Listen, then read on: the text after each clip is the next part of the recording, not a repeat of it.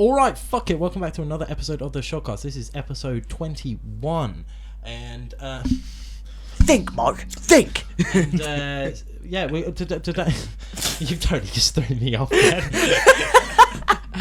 I'm your host, Adam, and this is my very good friend, Aydan. We have done a number of these together, and, yeah, they come out every Friday. Make sure you check them out and tell all your friends about it. Make sure to look at the Instagram at Cancelling Culture, as well as the YouTube channel, where there's some fun short films and reviews and things like that. There isn't that much, but it's pretty good. But yeah, so this week we are going to talk about horror films because I thought that would be kind of fun, you know. And Aydan, how have you been? I've been alright. He's been alright. Okay, so yeah, what have you been up to this week? I've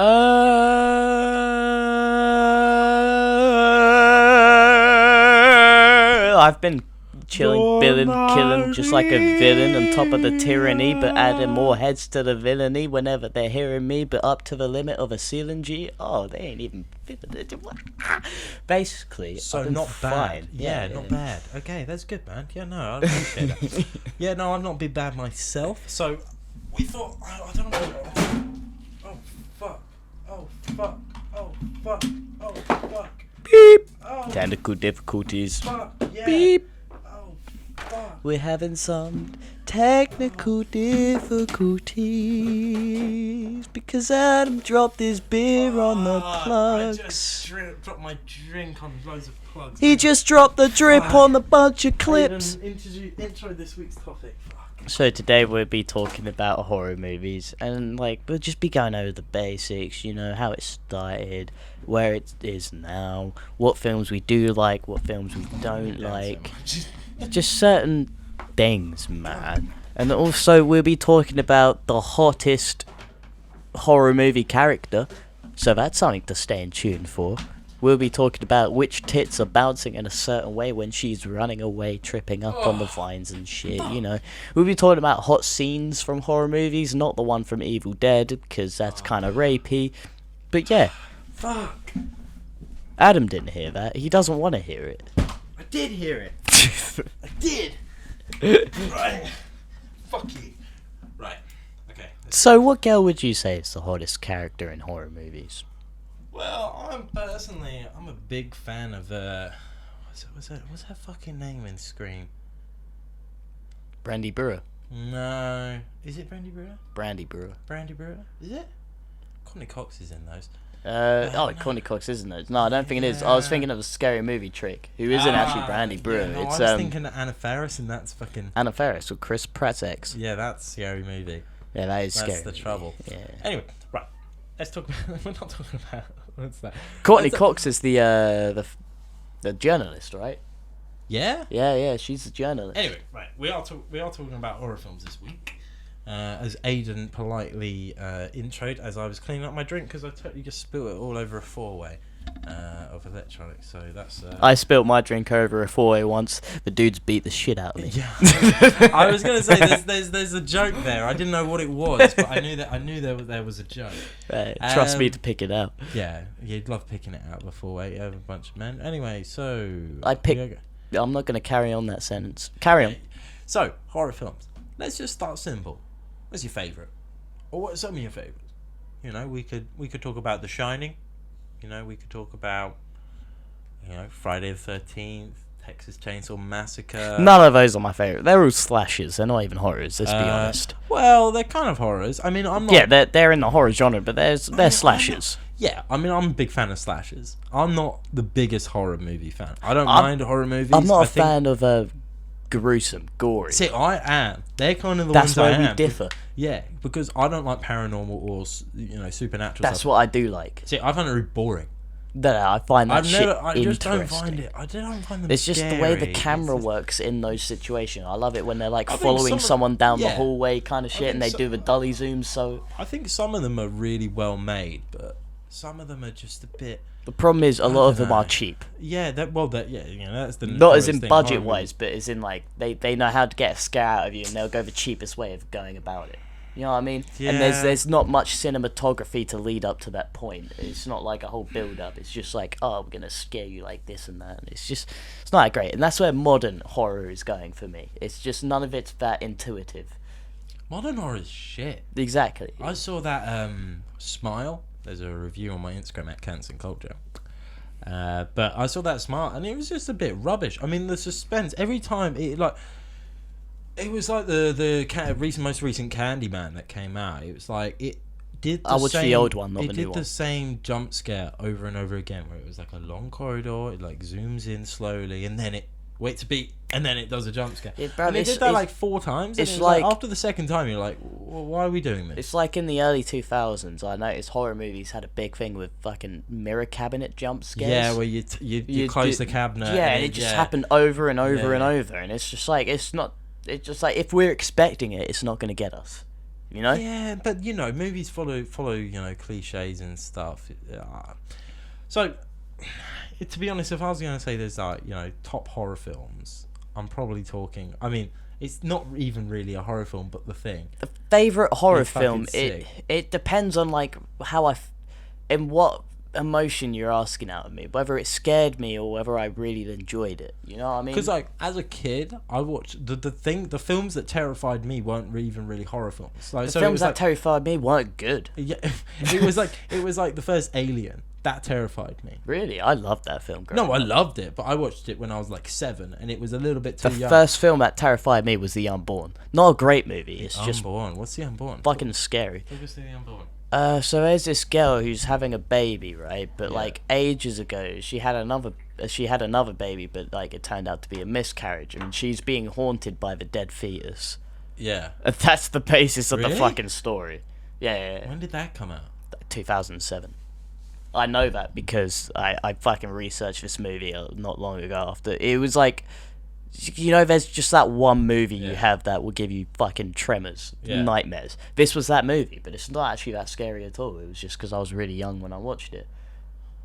There was a part where there was this old guy at the top of the stairs in a wheelchair, bruv, and like this woman was like, "Oh, are you right?" Because she knows he's disabled, and he just starts contorting, bruv, and then he just starts running down the stairs on like all fours and shit, but backwards, and he was fucked. Yeah, like it was like I don't know, like horror films. I watched like The Exorcist and some of the classic ones, but it was like I said, it was like the first Alien. The Exorcist isn't actually a film, man. It's a manuscript.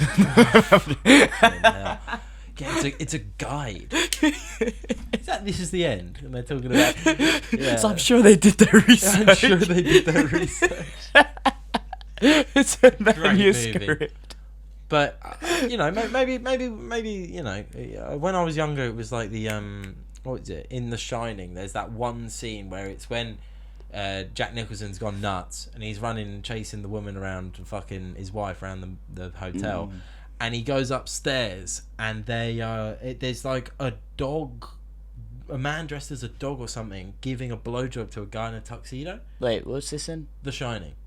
Right, I watched that. I don't remember that. Yeah, this I've is. seen The Shining. What are you saying? Right, you know that. Oh my god!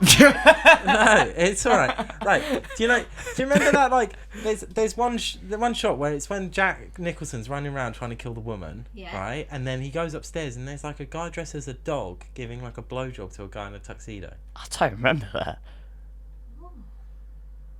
I don't know. I've got to get. Hang on, The thing I remember most is the twins and the elevator opening, and the maze.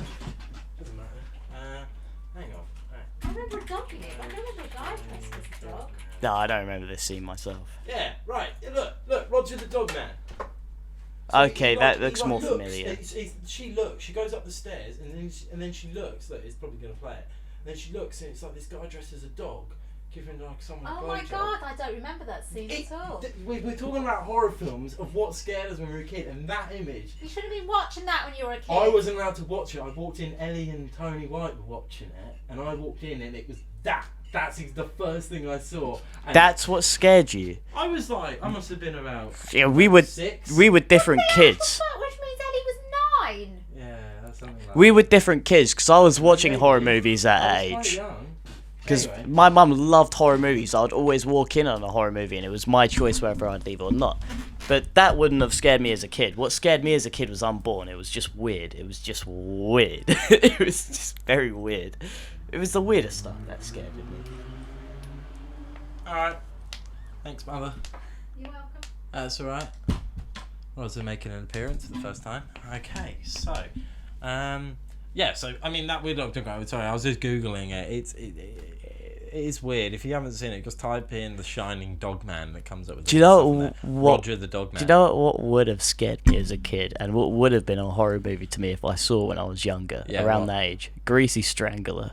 Oh, absolutely! If I saw that as a young boy, should we talk about Greasy Strangler? I feel like this is probably the best time to talk about Greasy Strangler. So, Greasy Strangler. See, show him the disc. Show him the case. It's up there.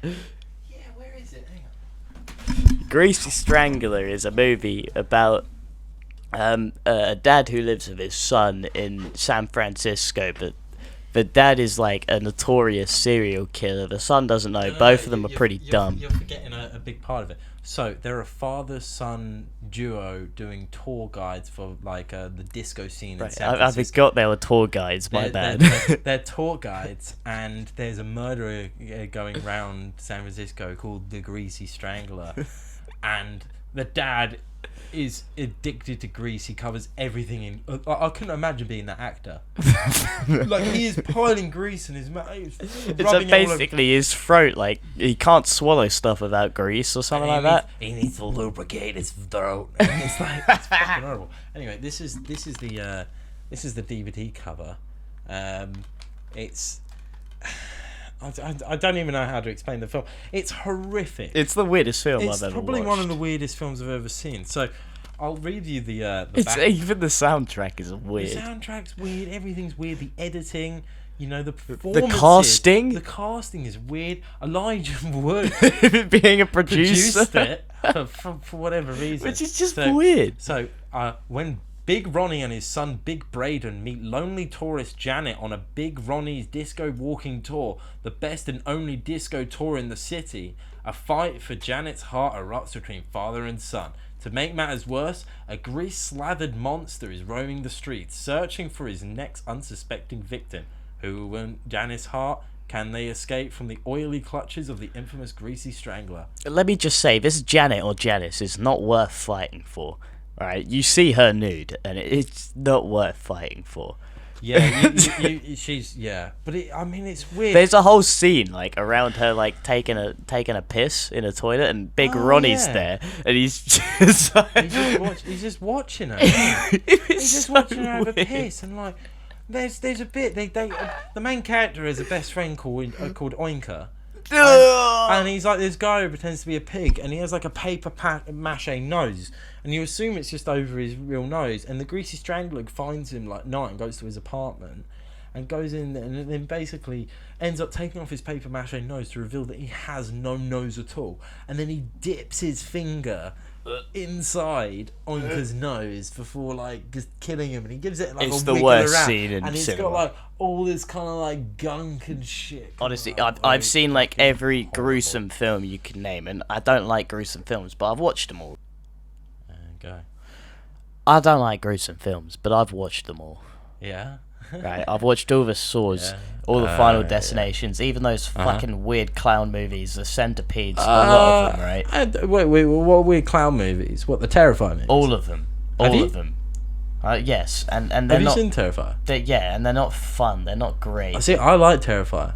Yeah, this is off topic, alright? What I'm trying to say is that these gruesome films, right, they don't capture what is quite gruesome as this one scene where he puts his fucking finger through his nose. Okay, like, that is the next, like, literally, I've cringed at movies, but do you know I've never what? cringed It's because like it feels, like, real. Bro, and, like, the sound design of, like, the kind of... Oh, and it's just like... It was horrible. It was horrible. So, I mean, I love Greasy Strangler. I remember Aydan told me about Greasy Strangler ages ago, and we kind of found it funny because Elijah Wood produced it or whatever. Yeah, my brother actually told me about it. And then I was in, where was I?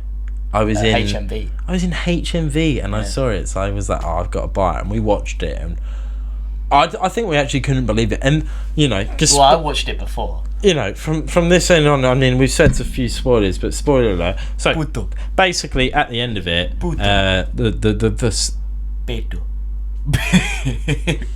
okay, so there's a. We'll talk about that first. There's a scene about halfway through where the Greasy Strangler goes and kills a bunch of other people who were on the disco tour, and basically one of them is this Indian guy who says puto instead of potato, and they use pretty much the same clip of him saying puto over and over and over again.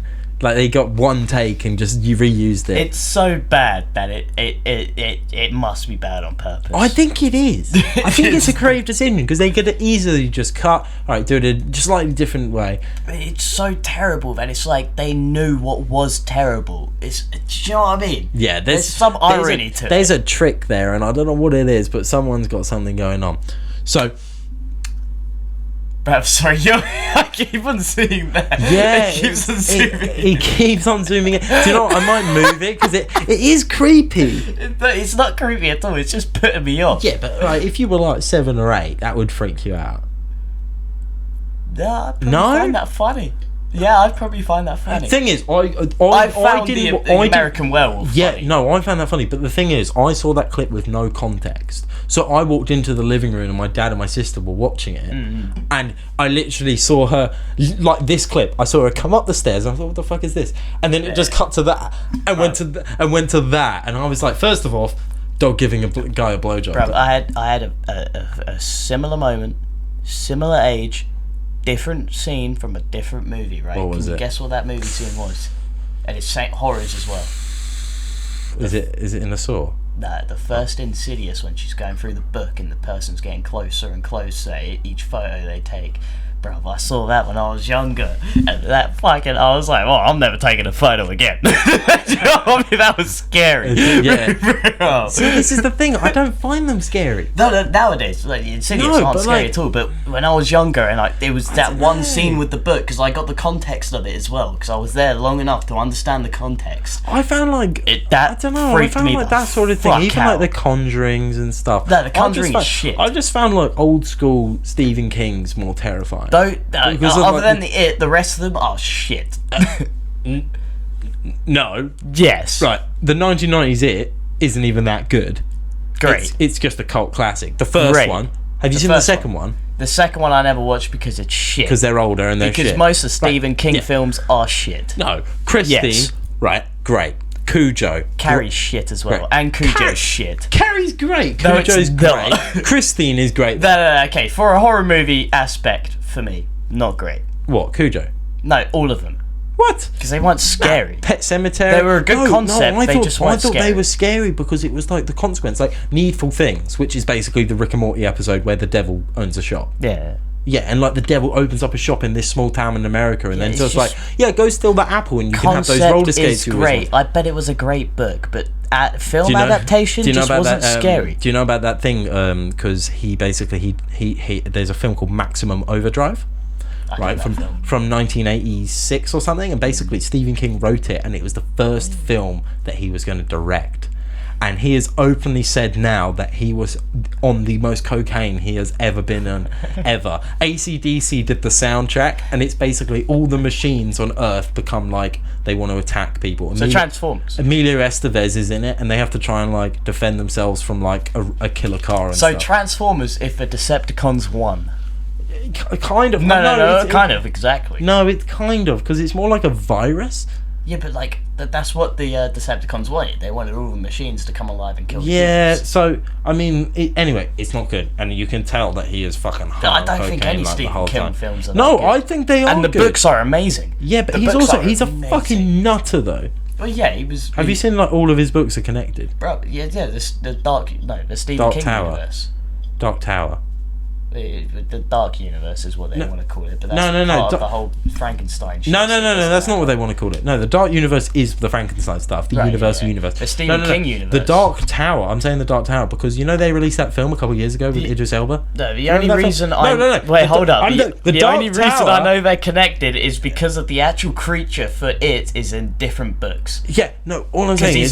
He's not like a clown, he's like a fucking being. There's a dark pure tower, light. right? They made a film of it a couple of years ago, Yeah. and it is the center point for all Stephen King stories. Yeah. Right, so basically all these universes and all these stuff flow through this one tower, and Idris Elba fights Matthew McConaughey for a child or something. It's a film that came out a couple of years ago. Yeah, but and he's like how a does the god shit relate around the one tower? Because there's parts where he's talking about like gods and shit. I don't know, dude. Apparently in the Stephen King universe, everything's on a turtle. Yeah, Like, it's that's on the what back I'm of the talking turtle. about. Do you know what the opposite entity to that turtle is? It.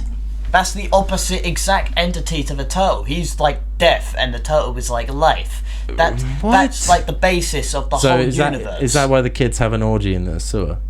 I don't know why the orgy happens. To be honest, I don't know why most of the shit happens in Stephen King. I know why the orgy happens. So if you don't know, because they haven't ever put this in the movie. Could you imagine it in the movie? Yeah, exactly. Can you imagine it? Fucking that kid from Stranger Things banging away. The ginger would get what? Yeah. Yeah, the ginger girl would get absolutely ruined. No, what? No, but fucking hell. At the end of it, right, in the book, right? It's not at the end. It's near the end. Right, near the end. Right. They don't last long, so it's near the end. They're in the sewer. They've just defeated it. They're like, so he doesn't come back and doesn't haunt us, we all need to grow up super fast. What's the best way of getting, growing up super fast? Getting laid. Getting a bail bondsman. They all turn to Beverly, the ginger girl, the one girl in the group, and they're basically like, let us fuck you. We'll all be men. You'll be a woman now. And I'd say there's a faster way of growing up. So what you want to do is get a bail bondsman, right? What you want to do is get an offshore loan, right? That's how you do it. No. What I'm you're getting me off course here. No, what I'm saying is, all right, fucker, all right. What I'm fucking saying, I can't even remember what I'm fucking saying. He's saying that if Stephen King is shit. No, that's not what I'm saying. Stephen King is good, but why did he make them all have sex? Because why did he write a bunch of 12-year-olds having sex? Because Stephen King didn't have any video of it, so he wrote it down instead, and then had a wank. It's like he never wrote a draft and showed anybody. You know? No, bro. Like, can I come back to like the very first thing we talked about, which was like your favorite horror movie? Because I never got to mention mine. Yeah. What is it? Mine is Sinister. Huh? Sinister. That's my favorite horror movie. What is it? You've never seen Sinister? No, it was Sinister. Oh, it's like the best modern horror movie ever made. Yeah. No, because it's not modern, but it's just like the best one that is from the time. Basically, I'm going to do a drum break. So basically, there's this writer, right, and he goes to this house where like 5 like family suicides have happened, right? Oh, okay. And like he starts to find some tapes and shit. Oh bro. shit, we're on the And tape then like sex tapes. Nah, suicide tapes. So sexy tapes. Nah, that creepy fucking Hands up tapes. if you ever masturbating someone with Creepy killing fucking themselves. tapes. Like, these are really creepy shit, right? He finds these tapes and he watches them all, right? He's a writer. And then he starts to find out that there's a link between all of these fucking cases, right? And then he... Who's in this movie? Fuck, you know the guy that plays the kid in Magnificent Seven? Chris Pratt? No, he's not the kid. He's the main character. Denzel Washington? No, he's not the kid. The one with the Ethan sniper. Hawke?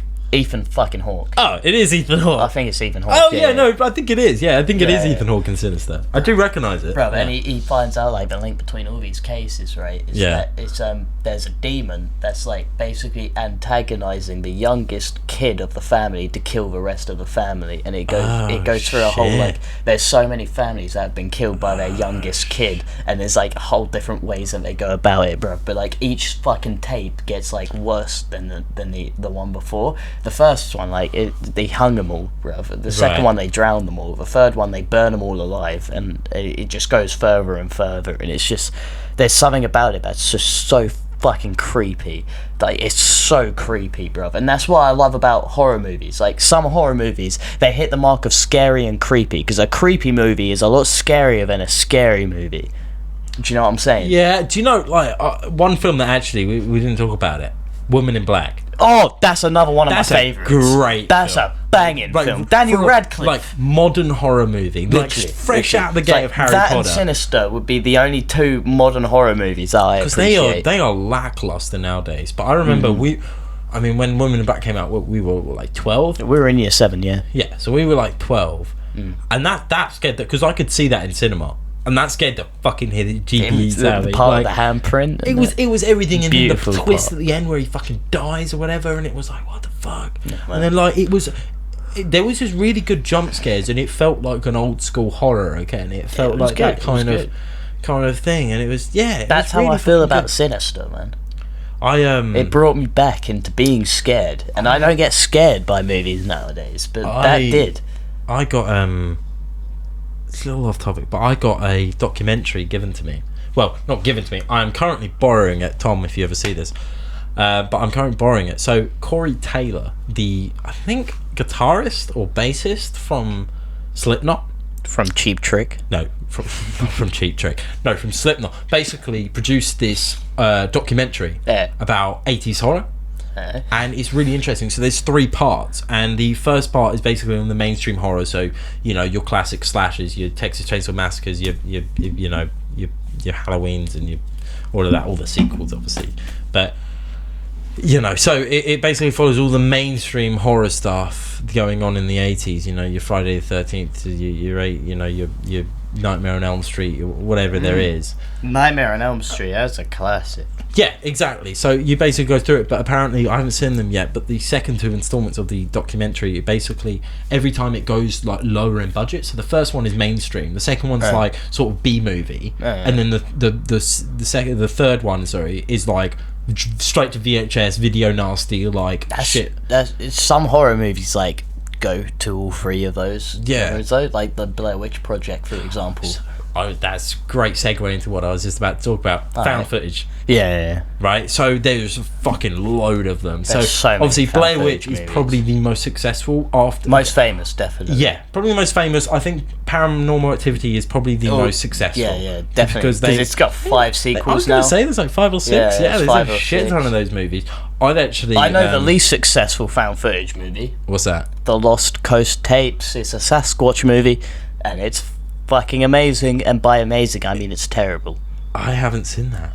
I've got it on DVD. Have you? Why have you got that on DVD? You should totally bring it around. We'll do a fucking reaction to it. Yeah, no, it's funny. Because I can burn it off and then we'll just fucking... There's like a plot twist. That's not even a plot twist. It's like crazy, man.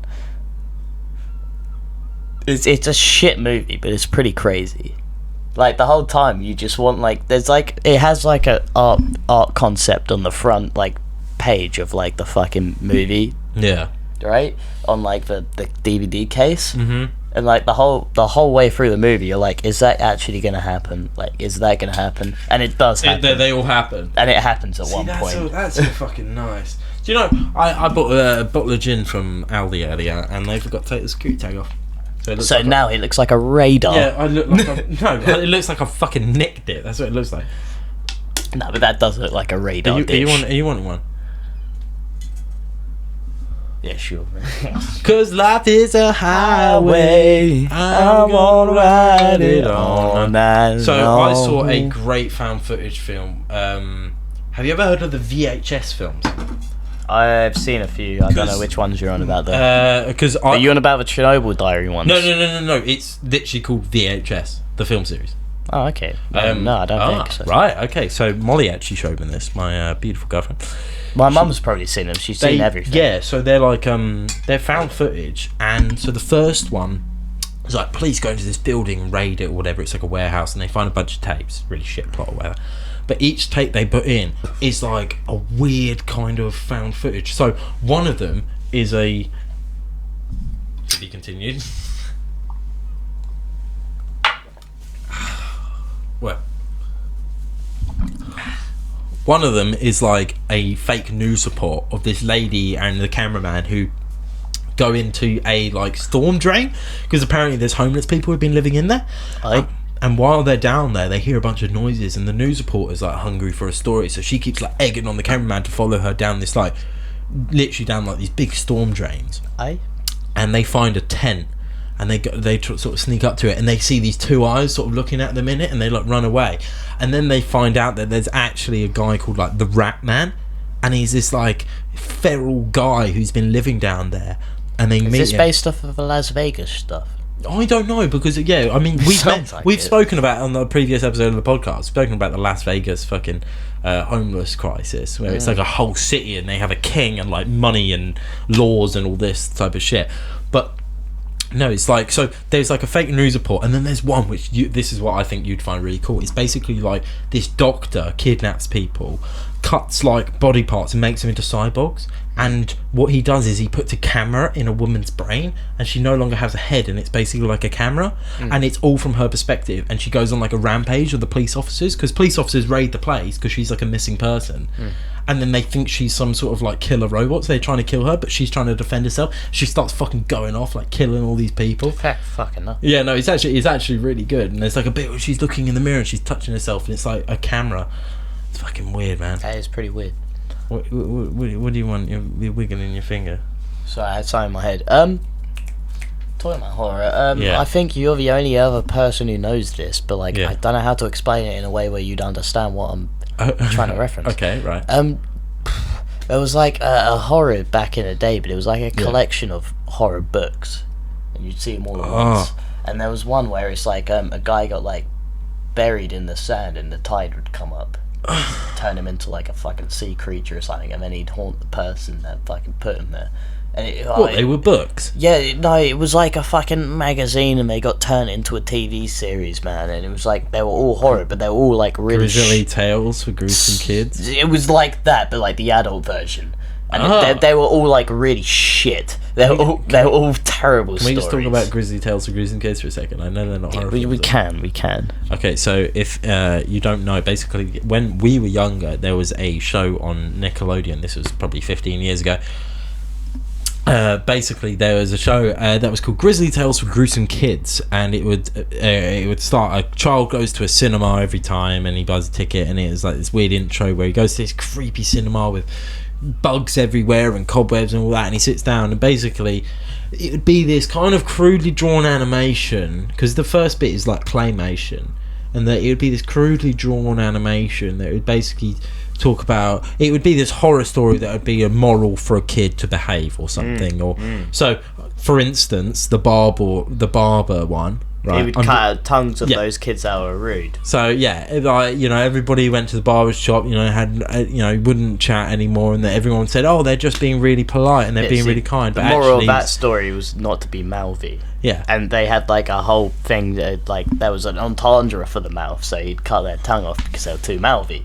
It was they all connected. It was a little sexual, but it was good. It was not sexual. It was not sexual. I picked up a lot of sexual. If you saw the animation, you'd be like, "There's nothing sexual about it." It was in like fact, Horrid it's kind Henry. Of fucking creepy. It was like the old Horrid Henry. because it wasn't like the old Horrid Henry. That was smooth. They purposely made the old animation, and I say the old animation because there's a new animation of gruesome Tales of Grizzly Kids. Is there? It's fucking horrible. Is there really? It's horrible, bruv. The whole thing is horrible. It's nothing like it used to be. But back in the old days, they used to make the animation kind of crude. None of it would really connect. The animation was always stick out, and it was just like, it was just horrible to look at. But like, it was the style of it. It was like how Courage the Cowardly Dog, how they'd switch animation style to make something look more scary. That was the whole point of it, right? So they made it look scary by it being kind of a dodgy animation. You need to back the fuck off. All right, this is. I touched his toe. What? What? How dare you? What was that? Right. Should we move on? Right, we've talked about found footage. We talk about fucking gore. I mean, I can't give my 2 cents apiece on gore. Well, I could do a bit on gore. Right, so we briefly mentioned Terrifier earlier. Terrifier is a great sort of modern go at gore, because you could do the classics, right? It's like the game Sweet Tooth. You could do your Texas Chainsaw Massacres from your 70s, and through the years we had all around, David Cronenberg and all sorts of sort of gore and Wes Craven and even, you know, George A. Romero, like Tom Savini, like the master of practical effects. They don't know who Tom Savini is.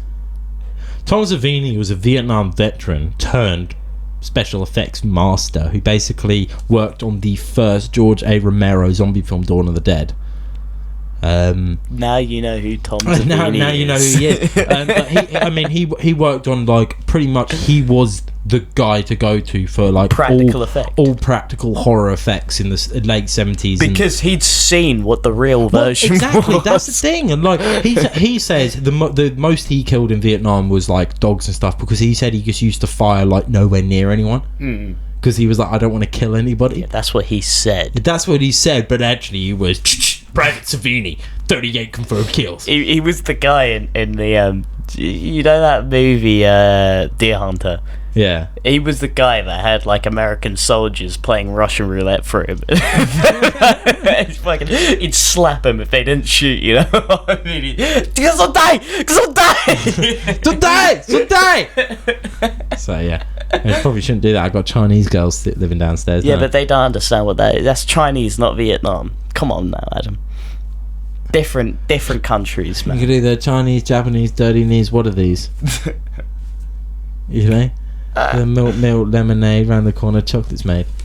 I know what he's on about, but right. Anyway, so yeah, the gore. So, you know, you could talk about your saws as well, like I said, you know. But I found the Terrifier sort of. Basically, Terrifier was made by this guy. I can't even remember his name. He's this American guy. Basically, he is a special effects guy, but wanted to showcase all of his work, so he decided to create these films with his friend who was an actor, who together they created the character of Art the Clown, who is, to be honest, in my opinion, if you've watched them, is the best modern sort of horror icon. Nope. Have you seen it? I've seen it, and I wouldn't agree. You wouldn't agree? Nah. I think out of everybody that I've seen in, like, horror films now, he's the one that's, like, stuck with me.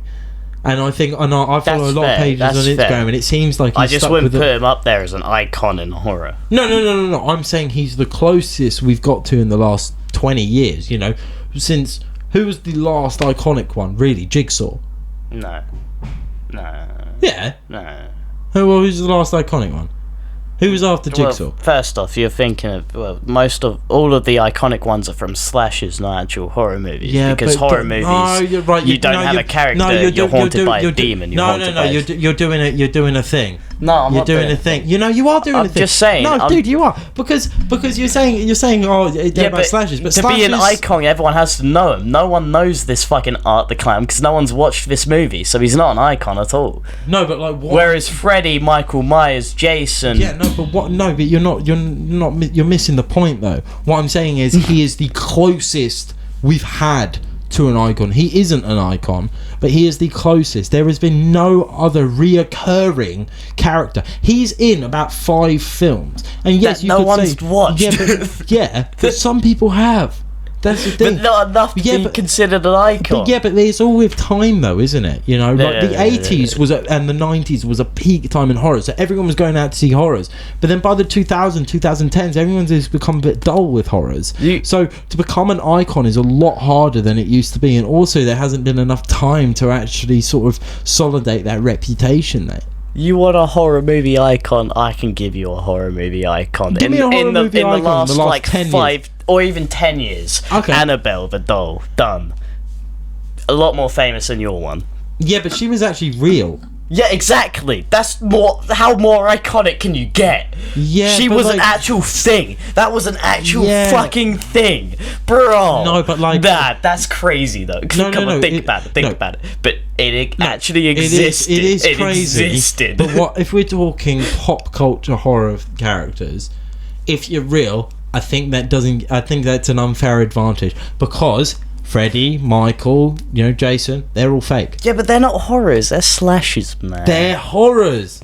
You're saying slasher as if it's like not a subgenre of horror. It's not a horror though. It's a slasher. But it's a subgenre. No, but it is a horror. The same way gory films are also a subgenre. So is supernatural. Exactly, it's a subgenre of horror. No, but you said, in a horror you're always fighting a demon. But demons. No, that's not what I said. That is what you said. I said I'll play that shit back right now. Play it back. I didn't say that. I said all the icons are from slasher movies. All of them. All of them are from slasher movies. Apart from Jigsaw. Okay, that's the only one that I can like fucking not think about. Nah, like Supernatural, you got like the... No, because the Supernatural one, they're not named. From the Poltergeist. Yeah, they're not named, so they're not going to be an icon, The same with the guy from Insidious. It's never named. That's not like an iconic fucking... Like, okay, it is iconic. Well, Pennywise is iconic, but he's not, like, real. He's like a fucking entity that's like made out of an orb. You need to get your head out your ass. Do you know what I'm saying? Right. He's an entity that's made out of an orb. You're an entity made out of an orb. I would say art is more iconic in a way because he actually exists. Yeah, exactly. Art is fucking terrifying. That's going to be them. Are they outside? Yeah, LG. Oh. You're just by yours, so you'd be like 5 minutes. Yeah, that's calm, bro. That's calm. Alright, we'll see you in like 2 minutes then. Says that. Yeah, they're just walking down. Alright, we'll wrap this up. Alright, so horror movies, yeah or nay? In the grand scheme of movies, not the grand scheme of things, I'm gonna have to say nay. Go fuck yourself. I like horror movies, but they're just not my personal thing. To be fair, I am actually going to say nay as well. Just fair. Because like they're not my favourite horror. Like I will watch one, but since a young age, I've been so interested in films and stuff. I haven't been scared by them because I see the production. I see the cinematography, and most of it nowadays is shit. Whenever there's a level of suspense or tension, I just think, well, there's 8 to 10 people behind the camera right now, and I just really struggle to get in there. Or I think about the actor, or I think about whatever. My problem with horrors is that nowadays is that most horrors try to build off of what another horror is already done. Yeah, one doesn't just go, right, we're just gonna fucking just make this some fucking spooky shit. Exactly. They go, okay, so what are the conventions? What have we got to do? What's this? And it's just like, why don't you actually just think about what would be fucking terrifying to watch? And that's why I want to watch that the new horror that was done by Raka. Sorry, can we just say Human Centipede? I had to mention it because otherwise I mentioned it earlier. Did you? Yeah, I said when I was talking about all the gruesome ones, I said I've seen the centipedes. Oh right, no, Human Centipedes. To be fair, actually, I don't mind them movies. There's a whole new genre of horror movie that it's not like a certain genre itself, but shock value. When it comes to shock value in a movie, horror does it very well. Yeah, well, it's because horror's already a controversial kind of topic. You could go like your August Undergrounds, your guinea pig movies, the Japanese torture kind of auditorium. Do you know what's scary about the Japanese torture movies? What? A lot of them are real. Yeah, a lot of them they actually fucking did in World War II, and they would blank out the history books, but they were fucking cruel. Like they just try to test how far a human body could like limit itself, like, and then the test would end when the subject's dead. Do you know what I mean? Like, if they were fucked. Like, they were worse than the Germans. That's all America. When it came to the experiments, they were worse than the Germans. Bro, there was a whole limb experiment when they would take, like, the right side of someone's body, stitch it to their left side and vice versa, and just see how long the person would live for. They would fucking transfuse animal blood into a human's blood and then just see how long they'd last for. It's shit like that, bro. They just torture people to see what the body could take. And there is no, like, active, like, what they've done from this experiment. There's no, like, fucking... They've like, where did they go from there? Exactly. Because they surrendered, but we didn't take their shit off them. Exactly. They just surrendered. There's nothing that, like, redeems that research. You know, technically Japan and Russia are still at war. I didn't know that. Yeah, because at the end of World War II, everyone signed a thing. But they never did, because they were never at war with each other. But technically... They technically were. They technically were, because they were on opposing sides, but they never fought. Yeah, so it was they maybe did, but they never did. So technically, the war's still going on, but like I think neither of them are really interested in. No, because everyone knows that the Japanese want the Pacific back. They lost it. Exactly, they want it. Yeah, but China's fucking got it. They want it real bad. Anyway, the camera's fucking flashing. We should go. Anyway, remember we do to need to follow go. the Instagram at Cancelling Culture. Remember to show your friends and tell everybody they're outside. Remember to tell everybody about this podcast. It's really fucking good and all that. And yeah, I'll see you on the flip side. See you later. What? Oh, you didn't do Shark of the Week, Aydan. I couldn't. It's Dinosaur of the Do Week. Dinosaur of the Week. Oh fuck. Right. Right. We're Dinosaur gonna. of the Week is the Ankylosaurus. Ankylosaurus. I don't know anything about the Ankylosaurus. He's just left me here. I was gonna say T-Rex. Now he says Ankylosaurus. I don't really know. Fuck. Yeah, that's a Dinosaur of the Week. Thank you very much. He's probably a big fucker. All right. Thank you.